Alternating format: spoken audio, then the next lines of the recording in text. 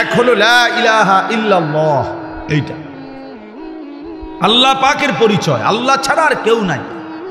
আল্লাহ তাআলার জাত ও সিফাতের বহু রকমের পরিচয় আল্লাহ তাআলা কোরআন কারীমের মধ্যে তুলে ধরছে। আর হলো রিসালাত, মুহাম্মাদুর রাসূলুল্লাহ সাল্লাল্লাহু আলাইহি ওয়াসাল্লাম, নবীজি সাল্লাল্লাহু আলাইহি ওয়াসাল্লামের মাধ্যমে তার জিন্দেগি, তার দ্বারা বর্ণিত হুকুম, আহকাম, আমল, ইবাদত, বন্দিগি, এই সব কিছু বুঝে নেওয়া, বুঝাই দিছেন। আর হলো আল্লাহ তাআলা বলছেন আমার প্রতি বিশ্বাস, আমার রাসূলের প্রতি অনুসরণ, আমার হুকুম মানার এই সবটার মূল কারণ আখিরাত। আখিরাত যদি শুধুই দুনিয়া হইতো তো তুমি মানো বা না মানো, খাইয়া কইরা, পেশাব পায়খানা কইরা, খাইয়া দাইয়া মইরা চিত্তিয়া শেষ, খালাস। তাইলে আর আল্লাহ আখিরাত পরকাল এত কিছুর কথা ছিল না। কিন্তু আল্লাহ তাআলা বলেন কসম বান্দা এই কথা বিশ্বাস করো যে আমি রব্বুল আলামিনের কাছে ফিরতে হবে। মৃত্যু মানে শেষ নয়, মৃত্যু মানে হারিয়ে যাওয়া নয়, মৃত্যু মানে সমাপ্তি না, মৃত্যু মানে নতুন অধ্যায়ের শুরু। এজন্য আমরা মৃত্যুকে কিতাবের ভাষায় ইন্তেকাল বলে। ইন্তেকাল শব্দের একটা আরবি শব্দ, অর্থ হল স্থানান্তর, শেষ হয়ে যাওয়া না। হ্যাঁ, এভাবে তিনি তার 70 বছরের বর্ণাঢ্য রাজনৈতিক জীবনের ইতি টানলেন, সমাপ্তি ঘটালেন। বাবা, বক্তব্য মাইরা দিল আর কি।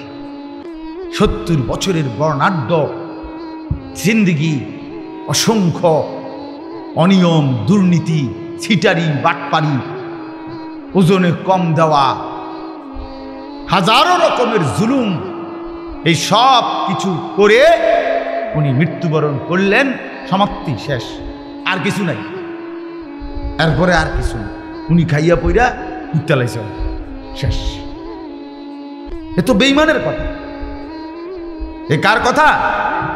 ইন হিয়া ইল্লা হায়াতুনা দুনিয়া নামুতু ওয়া নাহইয়া ওয়া মা ইউহলিকুনা ইল্লা দাহর। আল্লাহ বলে সমস্ত কাফেরের কথা হলো জীবন কেবল দুনিয়াটাই, এখানেই কেউ মরে কেউ বাঁচে, এটাই জিন্দেগি।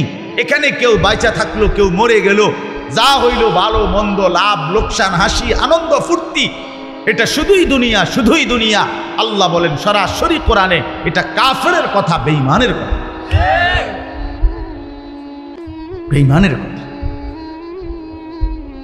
এজন্য ছেলেরা আমার, তোমরা যারা বুঝে ফেলছো জীবন মানে নারী, ছবি, নাচ, গান, উলঙ্গ দৃশ্য, মোবাইল, সিনেমা, নাটক, মদ, জুয়া, ফেন্সিডিল, বাবা, ইয়াবা, বন্ধুদের আড্ডা, তো তুমি বেঈমানের বুঝ বুঝছো, ইমানদারের বুঝ বুঝো নাই।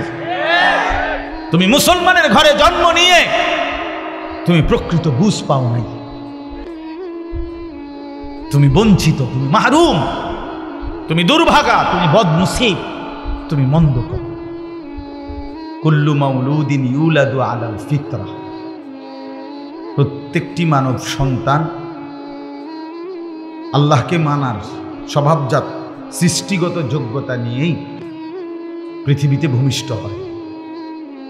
অর্থাৎ মানুষ মাত্রই আল্লাহকে মানার, আল্লাহর হুকুম মানার পূর্ণ যোগ্যতা দিয়েই আল্লাহ তাকে দুনিয়ায় পাঠায়।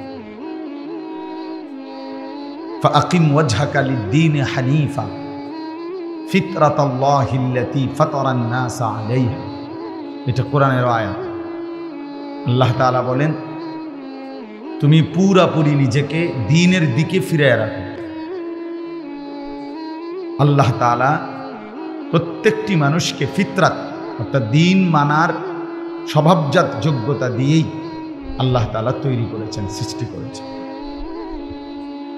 আমরা রুকু করতে পারবো বলেই, সেজদা করতে পারবো বলেই শরীরটাকে এইভাবে সাজিয়েছে। গরু একদম সোজা হইতে পারে না, গাছ আবার উপর হইতে পারে না। আল্লাহ তাআলার এক এক সৃষ্টি এক এক অবস্থায় থাকে।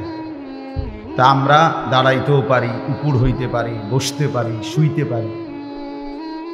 মূল উদ্দেশ্য হলো ইবাদতের জন্য। অর্থাৎ নামাজ পড়তে দাঁড়াইতেও হয়, রুকুর জন্য উপুর হইতে হয়, আর তাহিয়াতুর জন্য বসতে হয়, সেজদার জন্য শুইতে হয়, কপাল নামাইতে হয় জমিনের সাথে। তো যেটা করতে হয় ওইটার যোগ্যতাও আল্লাহ তাআলা শরীরের মধ্যে দিয়েছে। এমন একটা বিধানও নেই ইসলামী শরীয়তের যার টাকা নাই তাকে যাকাত দিতে বলে না, যার টাকা নাই তাকে হজ করতে বলে না।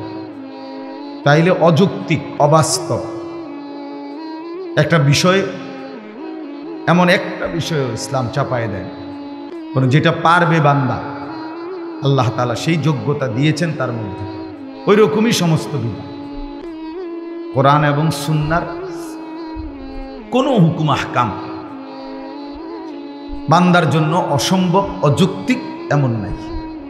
এটা যদি কেউ মনে করে বলে সে বেঈমান, সে কাফের। সে যদি বলে যে এই জামানায় হুজুর সুদের লেনদেন ছাড়া বাঁচা সম্ভব না, তো মনে রাখতে হবে আপনি কাফের, আপনি বেঈমান। এরকম নতুন নতুন ইসলামিক ভিডিও পেতে আমাদের চ্যানেলটি সাবস্ক্রাইব করে আমাদের পাশে থাকুন। ধন্যবাদ।